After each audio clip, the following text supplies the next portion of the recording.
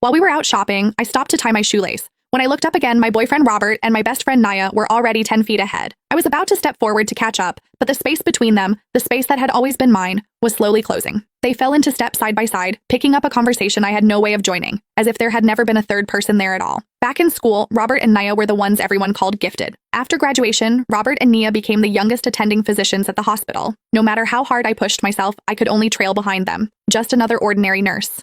Robert would always ruffle my hair and say, "You're adorable, even when you're clueless." Then he'd turn around and seamlessly perform one complex surgery after another with Nia. Watching their backs, I suddenly felt exhausted. This road I had been walking, always chasing after Robert, I didn't want to walk it anymore. We turned the corner and Robert and Nia disappeared from view entirely. Not once, from start to finish, had either of them turned around to check if I was keeping up. I stood there quietly for a moment, then turned and walked away. Back at the hospital, a coworker raised an eyebrow and leaned over. "Didn't you switch shifts to go on a date? That was fast." "Yeah, it's done." I changed into my scrubs and sat back down at my station. The hospital kept us all busy. Over the course of a year, Robert and I had been on proper dates fewer than 10 times. Today he had a rare day off, and I'd called in a favor with a coworker to swap shifts in advance. I thought that even just holding hands and walking around the neighborhood together would be enough. Then Nia showed up out of nowhere and threw everything off. Before we left, I'd made a point of telling them, with a straight face, not to talk about work, not one word. Both of them had pinched my cheeks and nodded eagerly. Okay, we get it. But halfway through dinner, someone brought it up, and before long, the two of them were going back and forth about patient cases. I sat there beside them, pushing rice around my plate. I don't even remember when the check was paid. Then the landline at the nurse's station rang, snapping me back. My coworker had already picked up. A car accident up north.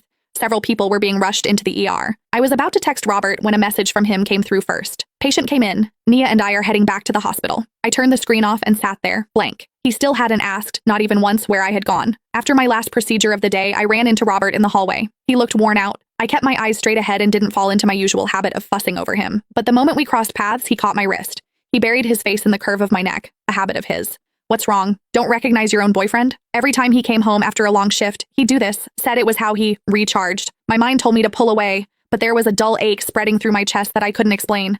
It had taken me 3 years to go from quietly loving Robert to actually standing by his side. The day we got together, someone in our cohort immediately started a side bet on how long we'd last, because honestly, the gap between us was hard to ignore. Robert had been at the top of his class every single year. Me? Since elementary school, I'd had teachers point fingers in my face and call me stupid. The one who'd stepped in front of me with open arms back then was Nia. I knew I wasn't the smart one. I always needed Robert's patience and Nia's encouragement just to keep going. So even though I had made up my mind, the moment he leaned in close, all that resentment I had been holding on to began quietly dissolving.